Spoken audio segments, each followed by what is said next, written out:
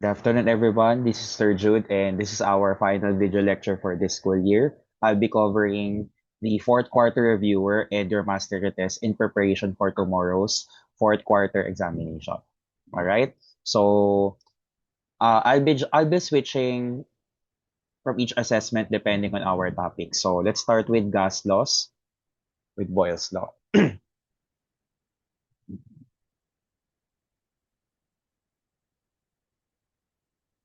Okay. So choose between low P low V, high P low V, low P high V, or high P high V. Let's start with regular marshmallow versus squish marshmallow. When you have a regular marshmallow, it has no pressure yet, so you have the normal size of the marshmallow. Kaya the first one is an application of low pressure and high volume. On the other hand, once you start squishing the marshmallow, you introduce pressure to the marshmallow, compressing its uh compressing its molecules inside, no? Specifically gas molecules. So therefore, number two is an application of high pressure, low volume. Now, based on our answers in 1 to 2, in Boyle's law, number three, pressure and volume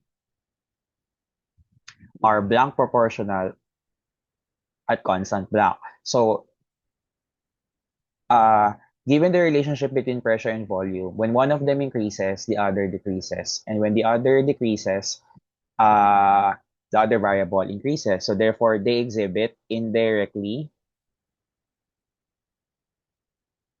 or inversely proportional relationship at constant temperature.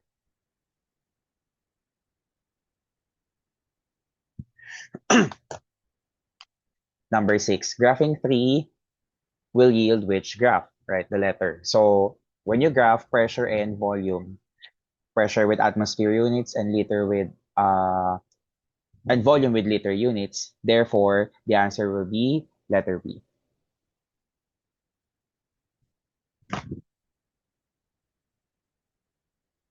All right, let's move on to the second gas law.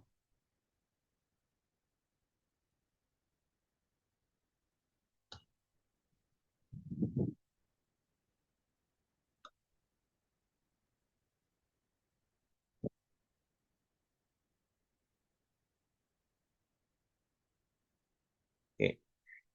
Now, in Charles' law, we will choose between low TV, high T low V, low T high V, or high TV.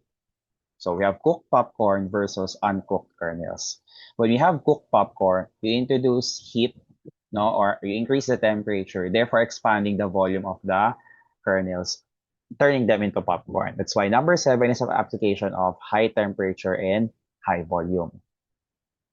On the other hand, for its uncooked kernels, no, you don't introduce heat yet.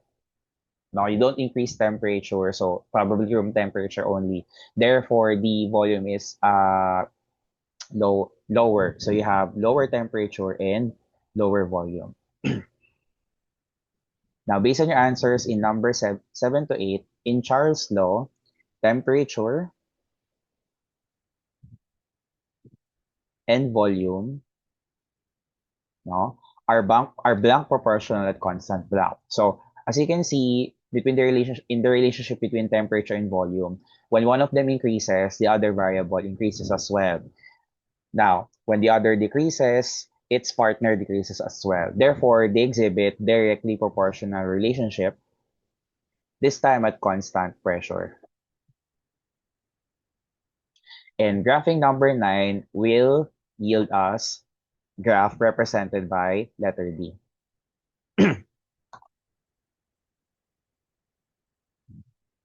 All right. Now, let's move on to the gas laws in our mastery test.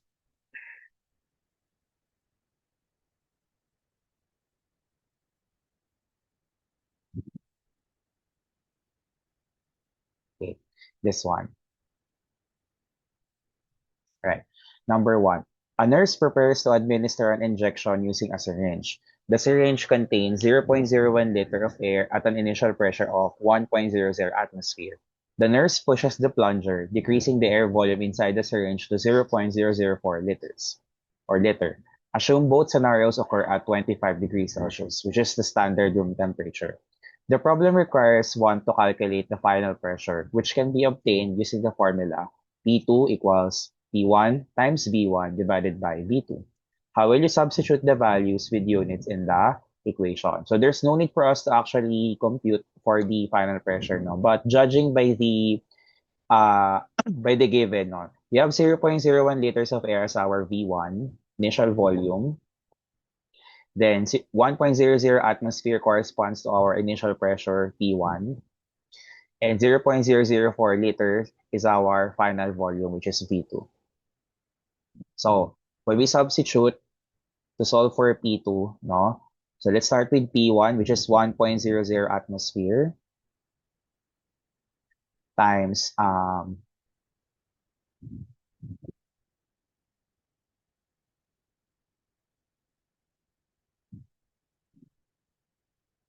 V1, which is 0.01 liter, okay, divided by V2, which is 0.004 liter. Number two, when we swim in a swimming pool, we exhale more bubbles near the pool's floor, but discharge fewer bubbles near the pool surface. Explain why we exhale more bubbles near the pool's floor using pressure and volume. So remember, as we swim deeper in the pool, no, therefore we experience more and more pressure from the water because we have difficulty breathing underwater. And when you introduce more pressure, therefore pressure increases and the volume of the gas inside our lungs decreases. That's why we gasp for air, therefore we exhale more bubbles.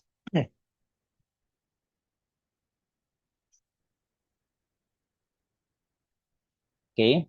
Next, number three. A player accidentally dents a ping pong ball during a game. To fix it, he places the ball in hot water to expand the air inside. Initially, the ball has a volume of 0.04 liters or liter at 293.15 Kelvin. After being placed in hot water, the temperature rises to 353.15 Kelvin. Assume both scenarios occur at 1 atmosphere. The problem requires one to calculate the final volume, which can be obtained using the formula V2 equals V1 times T2 divided by T1. How will you substitute the values with units in the equation? Just like in number one, I didn't ask you to actually calculate for the final volume. I just asked you to exhibit the solution. So let's uh, let's label our given value. 0.04 liters correspond to initial volume V1. 293.15 Kelvin is our T1. By the way, no need to change the units for temperature in this case because the standard unit for that's a unit for temperature is Kelvin.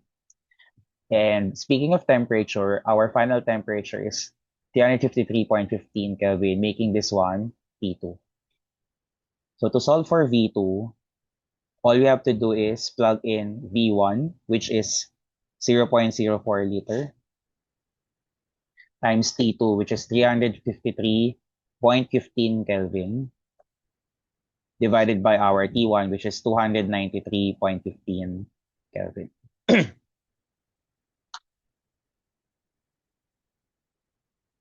Okay. Next, number four. In subtropical countries, some car tires deflate during winter, while some explode during summer. Explain why some car tires deflate during winter using volume and temperature. So when it's winter, we expect that the temperature decreases, uh, causing the gas molecules inside the car tire to actually deflate. And when the volume deflates, therefore volume also decreases. Okay? So ayan, na-review ko na kayo with the principles and the application of our two gas laws, Boyle's law and Charles' law. It's time to move on to another lesson. And we'll be back with our reviewer. Oh, okay, biomolecules. Number 13. What are the building blocks of proteins, no? So, when we say building blocks of proteins,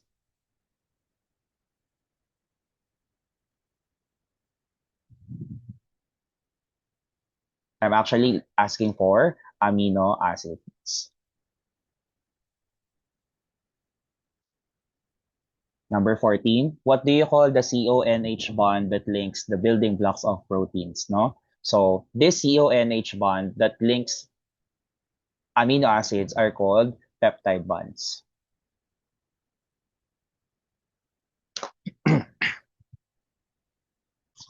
Now, let's compare the structures of antifreeze protein AFP 1 and 3 because there are many types of antifreeze proteins, no? Using their secondary structures, we're going to ask you to choose between alpha helix or beta sheet.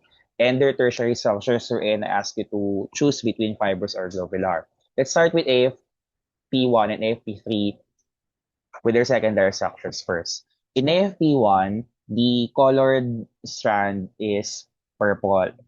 And judging by its structure, it resembles that of a spiral staircase or it resembles a snake. And when it resembles a snake, therefore its secondary structure is an alpha helix.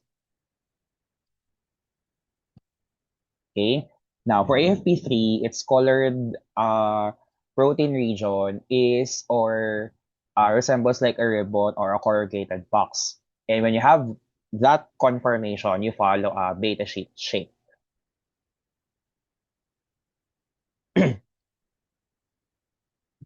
Now, speaking of their tertiary structures, AFP1's tertiary structure is more rigid and fixed compared to that of AFP3. Therefore, we classify the tertiary structure of AP1 as fibrous, and for AFP3, it's globular.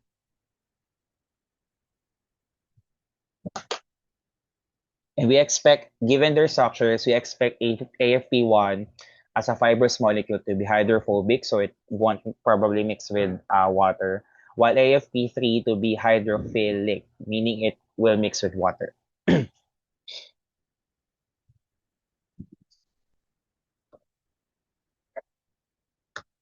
Okay. Next is carbohydrates. Now, what are the building blocks of carbohydrates? So, the building blocks of carbohydrates or our sugars as we call the monosaccharides.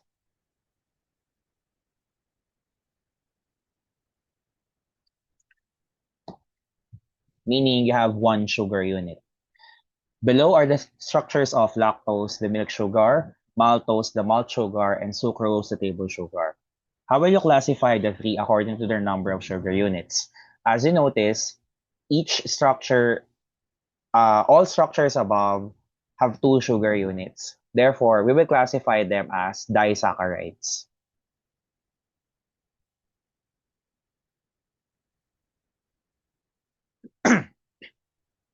21. What do you call the oxygen bond encircled in red that links the sugar units? So, if peptide bonds link several amino acids together, therefore glycoside bonds link several monosaccharide units together. Okay? So, let's complete the equations by choosing between glucose, galactose, and fructose, which are three of our most common monosaccharides, no? Lactose is composed of glucose and galactose.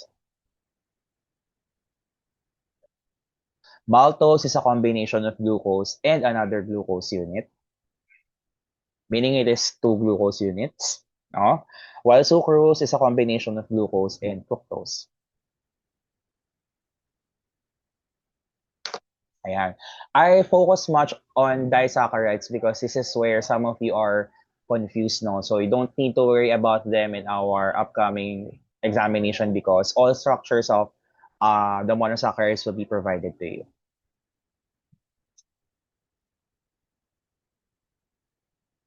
Okay. Next is lipids. Okay. 25. What are the building blocks of lipids? So lipids are basically fats, no? And The building blocks of lipids are called fatty acids. Now, let's write the number notations of the structures below and classify whether they are saturated or unsaturated. Let's begin with arachidonic acid.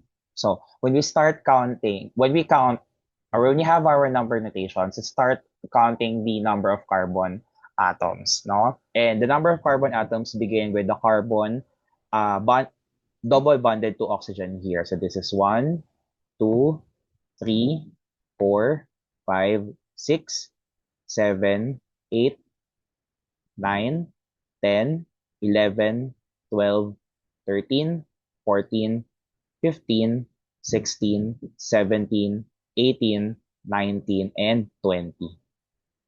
So you have 20 carbon atoms in arachidonic acid, no? Followed by the number of carbon-carbon double bonds. So we have 1, 2, 3, and then 4. Then I ask you to write a triangle. Then we have to locate the position of the double bonds, no? So we have carbon number 5, carbon number 8, carbon number 11, and carbon number 14. So we write them as like exponents above the triangle. So 5, 8, 11, 14. That is the number notation for arachidonic acid, which is an unsaturated fatty acid because it contains carbon-carbon double bonds.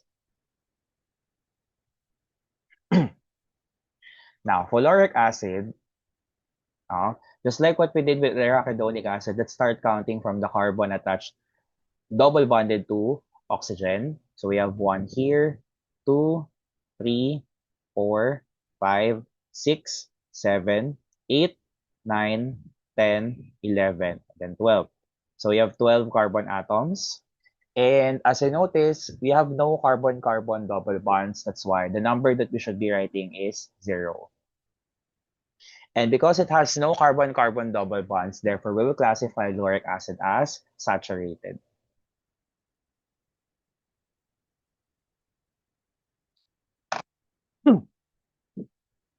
Okay, so we're done with the biomolecules part in our reviewer. Let's move on to our mastery test.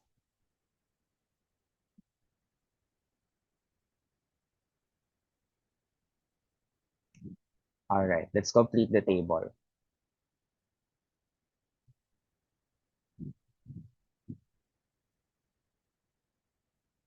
Okay.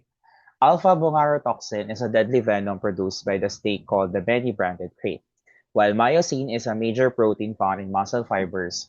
Without it, we would not be able to move. Let's differentiate the secondary structures and tertiary structures of alpha-bungarotoxin and myosin. For alpha-bungarotoxin, the most noticeable parts of its secondary structure is the presence of the ribbons. And when you have the presence of the ribbons, automatically it's beta sheet. While for myosin, its protein strands are mostly mostly dominated by spiral or a staircase helix. Therefore, you have an alpha helix structure for myosin. For alpha-bungarotoxin's tertiary structure, it's a little bit, what do you call this? Disorganized. Therefore, it possesses a globular structure, and we expect it to be hydrophilic. While for myosin, it's more compact. No, not compact, but its protein structures are more arranged like a fiber. Therefore, myosin's tertiary structure is a fiber structure, and we expect it to be hydrophobic, wherein it won't mix with water.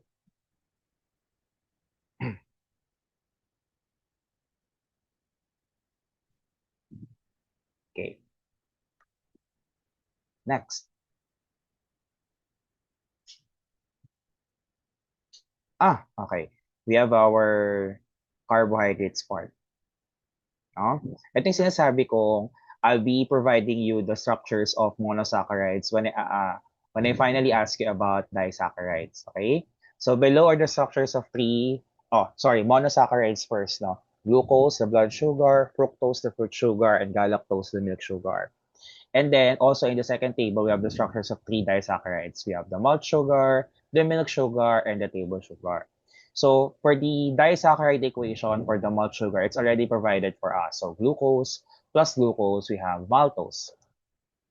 Now, for the milk sugar, no, our first sugar unit on the left resembles that of galactose. So the answer in number 9 is galactose. And its second sugar is already glucose. So therefore, galactose plus glucose equals the milk sugar called lactose. You might be confused with galactose and lactose because both have nicknames called milk sugar. But galactose is a monosaccharide while lactose is a disaccharide. For the table sugar, its first carbon unit, the one on the left, is glucose, while the second carbon unit resembles that of fructose. So therefore, glucose plus fructose, you have sucrose, our table sugar.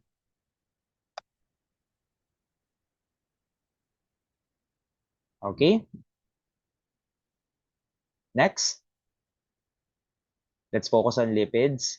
Let's write the notation of each fatty acid, beginning with margaric acid, a trace component of cow and goat milk, protects against cardiovascular diseases, and lowers the risk of type 2 diabetes. Okay? So, let's count the number of carbon atoms.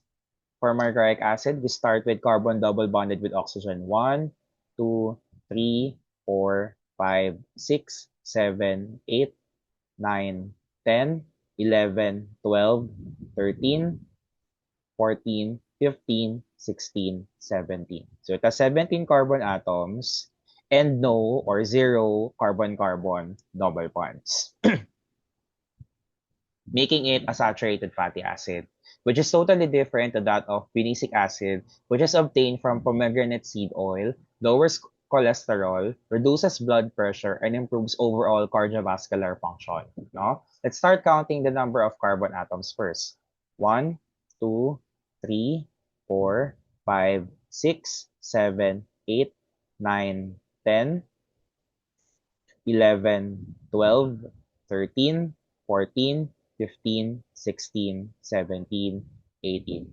We have a total of 18 carbon atoms. Then write the colon, followed by 1, 2, 3 carbon-carbon double bonds, and then a triangle. And those three double bonds are positioned respectively on carbon numbers 9, 11, and 13. So 9, 11, and 13, making phenicic acid an unsaturated fatty acid.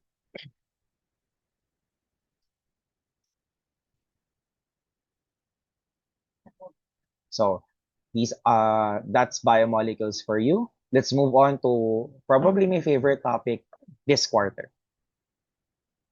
And I have to return to our reviewer. So my favorite topic actually for this quarter is chemical equations. We're asked you to identify the type and balance the chemical equations below. Okay? So in number 30, we have SO3 plus H2O giving us H2SO4. Let's count the number of sulfur atoms first. On the left side, we have 1. On the right side, we also have 1 as well, making sulfur balanced. For oxygen, we have 3 oxygen atoms here and 1 oxygen atom here. So we have 4 on the left. And we also have 4 on the right, making oxygen balanced.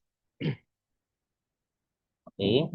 While for hydrogen, we have 2 hydrogen atoms here and 2 hydrogen atoms at the right side. Therefore, this equation is already balanced without us writing any coefficients. But of course, we have to still write the coefficients, no? So each reagent has a coefficient of 1. And because you have SO3 combining with H2O to form H2SO4, therefore, this equation exhibits or is a manifestation of a combination reaction.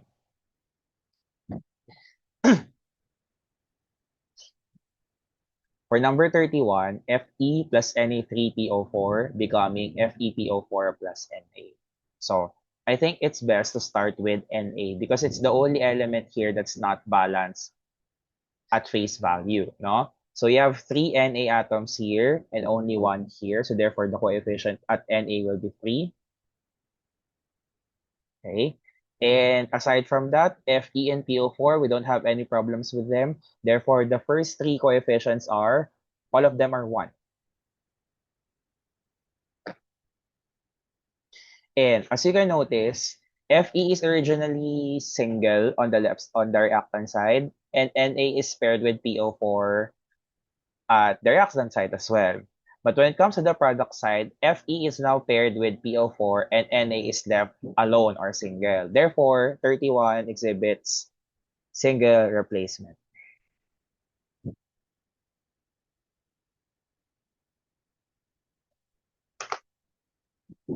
Number 32, Na2CO3 plus HCl becoming NaCl plus H2CO3. Okay, so I think it's best if we start with sodium again, or Na. So you have two Na atoms here and only one Na atom here. Therefore, we write 2 beside NaCl. Okay. Uh, Na is already balanced. And the next element to be affected is Cl. So you have two Cl atoms here and only one Cl atom here. Therefore, we write 2 at HCl, making Cl balanced as well, or chlorine. Now, the next element to be balanced is H. So you have two hydrogen atoms here and you already have 2 here, no? Therefore, H is already balanced. And finally, you only have one group of CO3 here and only one group of CO3 at the right side. Therefore, at this point, the reaction is already balanced, that all you need to write is number 1 at the first and the fourth reagents. Now, speaking of type, both all reagents are couples. When I say couples, they're not left alone. So initially, Na is paired with CO3 and H is paired with Cl. But then, on the other side of the equation, no, Na is now paired with Cl, and H is now paired with CO3. So therefore, they exchange partners. Therefore, this reaction is double displacement.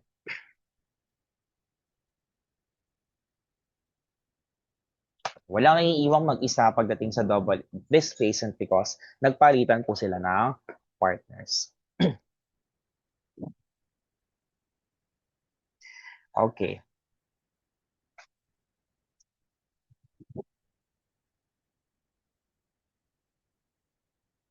Let's answer all items related to chemical equations in our mastery test. Okay. Number 15. How will you interpret the decomposition reaction below? So you have 1 mole of solid CaCO3 decomposing with heat to 1 mole of solid CaO and 1 mole of gaseous CO2. And based from my verbal description of the equation, the answer in number 15 is letter C. So why is 15 our answer? It's because it mentioned the coefficients 1, 1, 1. It mentioned the physical states of the reagents. CaCO3 is solid, CaO is solid as well, while CO2 is gas. Okay? Then you mentioned the reagents I articulated a while ago. And also, this is a decomposition reaction. That's why you heard the word decompose. And the triangle signifies the presence of heat. That's why the answer for 15 is letter C. Number 16. In the hydrogenation of ethene, 1 mole of gaseous ethene, C2H4, combines with 1 mole of gaseous diatomic hydrogen, H2, to produce 1 mole of gaseous ethane, C2H6. Solid nickel Ni catalyst facilitates the reaction when heated to 150 degrees Celsius. How will you write the equation for the hydrogenation of ethene? So from A to D, you have no problems when it comes to the coefficients, as well as their reagents, as well as their physical states. What you have to compare is all the figures that must be surrounding the arrow, whether on top or at the bottom. Now, you have a presence of a nickel catalyst, and the reaction also requires heat. So there is no other equation that completes the statement rather than letter D. All right? 17 to 19. Determine the type and balance each chemical equation. Okay.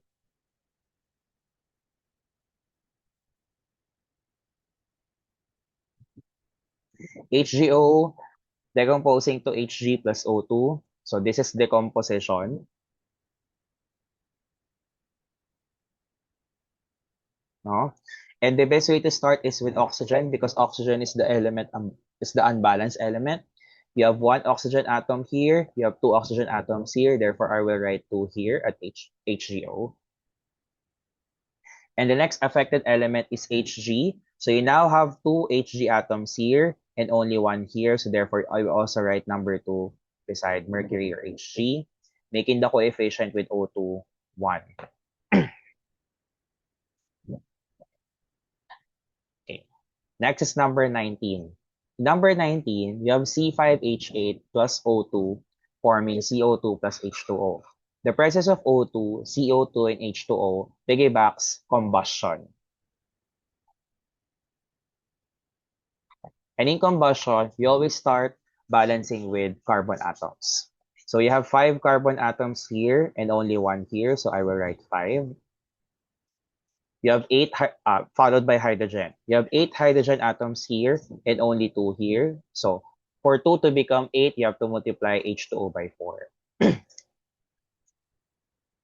Now, it's time for the oxygen at balancing the oxygen atom, which is always the trickiest part when it comes to balancing combustion reactions. So I will use a purple pen. Sorry, a purple color of the ink tablet here, no? So for CO2, you have 5 times 2, you have 10 oxygen atoms, which I will write here. Sana po nababasa.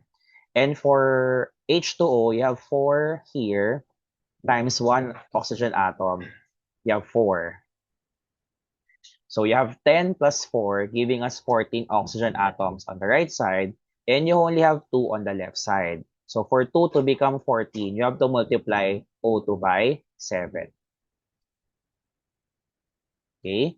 At this point, the equation is already balanced. That's why for C5H8, its coefficient is number 1. Okay? Last, so you have KBr plus FeOH3 forming KOH plus FeTr3. I think it's best if we start balancing KOH. Sorry, OH, no? So you have 3 OH groups here, and you only have one OH group here. So I will write 3 beside KOH, making OH balanced, sorry. Then the affected element is potassium or K. So you have 3 K atoms here, and you only have one K atom here. So I will write 3 with KBr. Then lastly, you have 3 bromine atoms here, and then also 3 bromine atoms here. And you have no problem with iron or Fe atoms because in each side there's one the atom of them present. No, that's why for the second and fourth reagents, the coefficients are number 1. Oh, and also the equation displays double displacement or changing partners.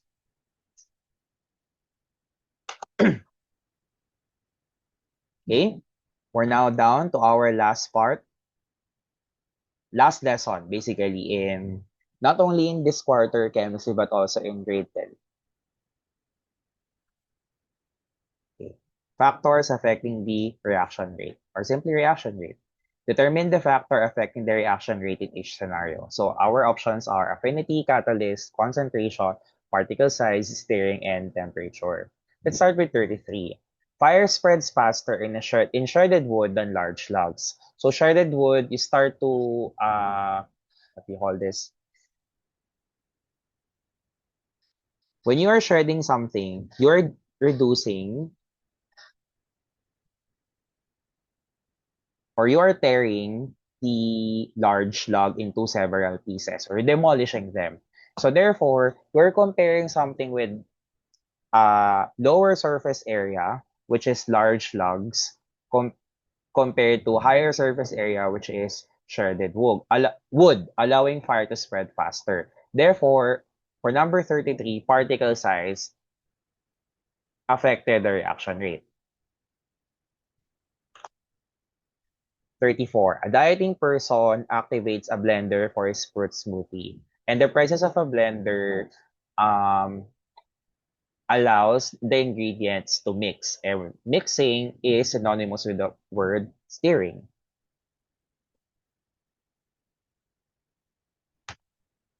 35. A battery with higher voltage increases the luminosity of light bulbs. So, yeah, syempre, the higher the voltage, no? Therefore, the brighter the luminosity of the light bulbs. The lower the voltage, no? The dimmer the luminosity of the light bulbs. So for number 35, concentration is at play in that scenario.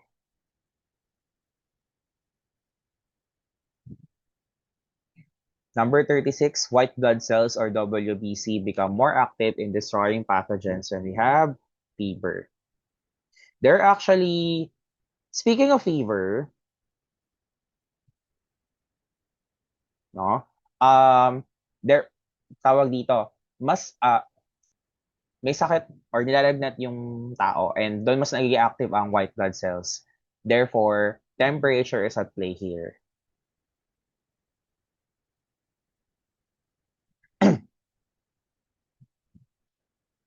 Okay?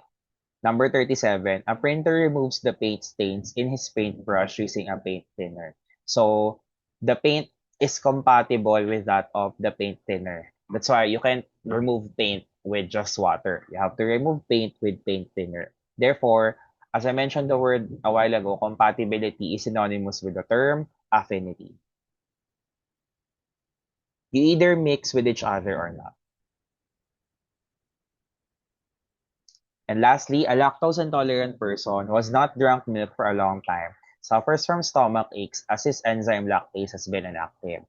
So the presence of biological enzymes in our body or automatically makes them catalysts because they speed up the rate of the reaction without being consumed in the process. We always have lactase in our body. They only become inactive once we don't consume or ingest milk.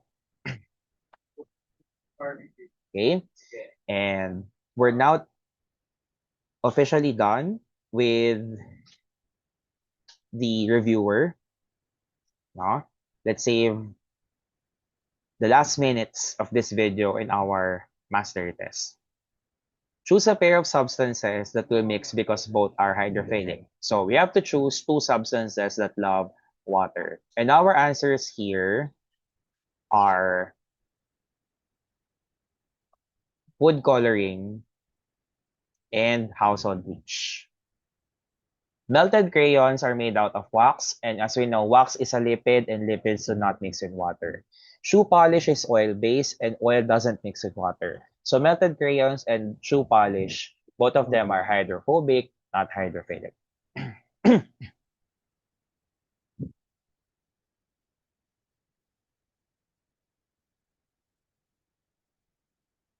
Number 21. Rubbing alcohol is a solution containing isopropyl alcohol and water. As a disinfectant and an antiseptic, rubbing alcohol kills bacteria, prevents infection, and kills germs.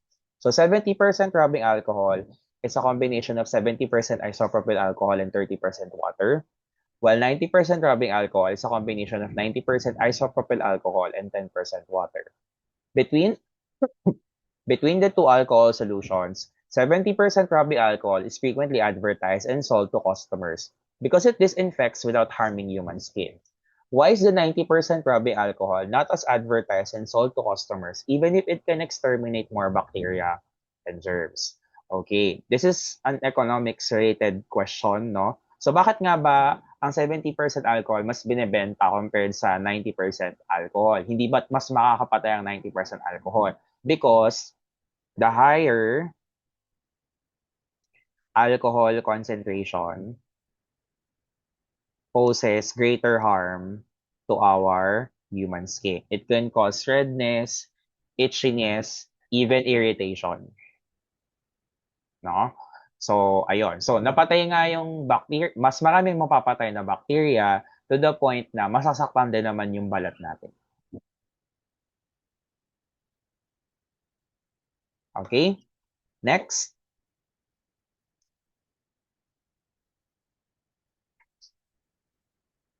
Oops. Okay. Last three items. Substances with greater surface area speed up the reaction rate, while substances with smaller surface areas slow down the reaction rate. In drinking, two types of ice are normally used: a solid ice block, buong yelo, and crushed ice, pera-perasong yelo. Which ice will easily turn tasty beverages into bitter and tasteless ones? So, syempre, mas tatabang ang inumin kung crushed ice ang gagamitin. Because they have higher surface area and they can easily melt. And if they can easily melt, therefore, they will turn your beverages bitter and tasteless ones faster. So 22 is a manifestation of particle size. By the way, going back, no, the first item here is an application of affinity. The second item about, or the second, yeah, the second scenario about the alcohol is an application of concentration. 20, the solid block, ice block versus crushed ice recalls that of particle size. For number 23, most corpses and some biological specimens are stored in cold environments for preservation, future studies, and display purposes. What will happen if corpses and biological specimens are stored in hot environments instead? So 23 is all about temperature. So therefore, hot environments may increase or may speed up the decomposition of corpses and biological specimens, which would be foul or stench because they will probably smell. No? So the more that they're exposed in a hotter environment, the more that they will probably rot or decay faster. 24. It is no secret that the presence of a catalyst undoubtedly speeds up the reaction rate. When we die, does the reaction rate of our biological enzymes increase or decrease? So this is an obvious question that once we start once we die, all of our biological enzymes will die instead. Therefore, they will slow down or their their reaction rates will decrease. Okay? And that's it. This is fourth quarter grade 10 science for you. This is school year 2025-2026 for you. This is my final video, and I hope that you will be able to answer with full sanity and full focus our final quarterly examination tomorrow. So you don't have to be what do you call this? You don't have to stress yourself out when it comes to this topic because for the past few days, most of our sessions are basically just resting or playing, no? But I hope that you won't forget our lessons and our experiences this entire school year. It's been a privilege to be your science teacher, and I will always all my videos will always be available to you anytime because they are in YouTube. But till then, this is Sir Jude. Goodbye, good luck, and good night.